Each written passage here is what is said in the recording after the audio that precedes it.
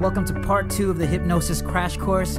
If you've already watched the first video, then this is where you need to be. If you haven't watched the first video, go ahead and click on JediTrainer.net. You can find the first video, which is basically the introduction to this whole crash course. Now, the first thing I want to say to you guys that are listening to this part is I'm so sorry. Volume 1 or part 1 was super long. I know it was like 32 minutes or whatever. And I really just wanted to give you a lot of information. I'm sorry if I dragged on, if it seemed like a lot of information, but if you get the time, listen through it again because there's a lot of really good stuff in there, and it's the kind of thing that I wish someone kind of dropped on me a long time ago and laid it out this way. What we had gone over is that defining hypnosis for yourself is an integral part of mastery. You need to be able to define it for yourself. You need to know what it is. That way when people ask you, well, what is hypnosis? Is it safe? You know, they're going to ask you all these questions. You're going to want to be able to answer them with a rock solid answer. So make sure you define that. We also went over some pre-talk. I even gave you my exact script that I'm using for my pre-talk when I hypnotize somebody, whether it's on stage for hypnotherapy or for at a party or like a party trick. You're going to need some kind of pre-talk. So make sure you memorize enough about the definition of hypnosis. That way when it comes time to do your pre-talk, you can kind of go and flow into it.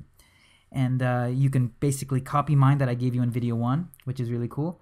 And we also went over the eye lock convincer. You can make someone's eyelids stay shut and they can't open their eyelids until you say they can. I taught you that thing. And if you got the email, I hope you printed out that script and you're memorizing that script now, which is awesome. And I hope you got to get out there and actually perform it. It's really fun and it works. I love it. And I gave you my opening lines, of course, for the hypnosis. So on to this training, and in this training I really want to give you the goods. Stuff that you can actually do, more rubber meets the road information right now. So grab your notepads, grab your pens, make sure you're completely unoccupied, and your focus right now is going to be very important for this lesson. Okay, because we went over part 1, or lesson 1, lesson 2, and which was defining hypnosis. Lesson 2 was memorizing your pre-talk, and lesson 3 or part 3 is the induction. I want to tell you about the induction. What the induction is it's how you become hypnotized. It's the process in which one becomes hypnotized. Okay, in other words, it's what a hypnotist uses to bring someone into hypnosis. Okay, so this is what an induction is. It's like a tool. So imagine that you are a painter. The induction is your brush. Okay, this is a very important part of your tool belt here. And you're going to be learning about an induction soon. I'm going to give you an exact induction because there's different kinds. We're going to go over them. But there's a few key things that I want you to know as we move along here.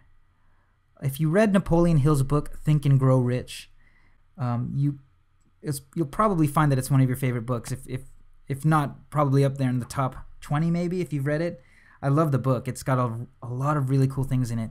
And I know a few years ago, from this date, it's 2010 now, a few years ago, The Secret was really popular. And if you read Think and Grow Rich, which was a book written in, I think it was published in 1927, I believe, it's pretty much got all of that good stuff in there.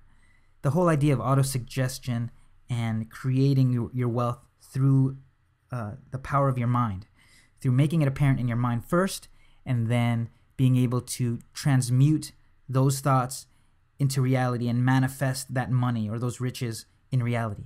Now, this concept of using your mind first before creating it in reality has gone on for centuries, and since probably the beginning of time, pretty much. And if you think about it on a metaphysical level, everything begins with a thought. So the first thing is that thoughts are things. Okay, attitude is everything. So this is what you need to remember with hypnosis. Attitude is everything. The second part, the second thing I want you to do to learn is about language patterns. Okay, how do you make your voice when you hypnotize? Do you have to talk a certain way? Do you have to talk deep? Do you have to lower your voice? Do you have to sound like a hypnotist, or can you just sound like me in a high-pitched, squealy tone? I don't really think I strive for that bassy hypnotic voice, but I think the point is that you don't really need to alter your voice much. But a few key things to remember with your language patterns is your speed and your volume is very, very important. Okay, you don't need to be a professional public speaker. You don't need to have a singing voice or a radio voice. You know, I got some friends that have excellent radio voices. They've got a lot of bass, but that only helps with your hypnosis. It's not necessary. But your language patterns are very important. So slow, fast, soft, and loud, which is your speed and your volume. Okay, and we're going to go over why that's important soon. Okay, part 3 is language over voice. And what I mean by this is it doesn't matter if you sound like me or if you sound like James Earl Jones, okay? What matters is the language that you use and the emphasis that you put on your language. And this goes back to language patterns and how you use emphasis or volume. But I want you to listen to this right now, because I'm going to tell you the same phrase several different times, and I want you to listen to how different it sounds each time I say it. Okay? The first thing I'm going to say is I love you. Okay? So that's the first way I say it. I love you. I love you. I love you. I love you. I love you. I love you. All right, so those were just several different ways I said I love you. I hope you feel the love coming through the speakers on your computer right now or your earphones. Because what I tried to do was emphasize each different word at a different time.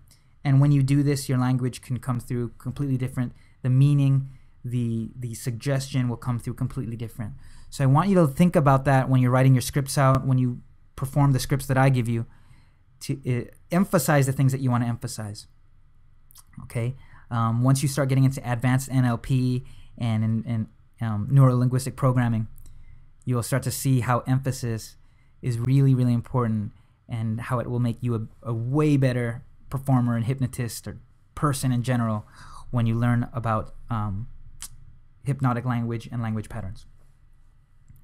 So there are different types of inductions. Let's get into this. Different types of inductions.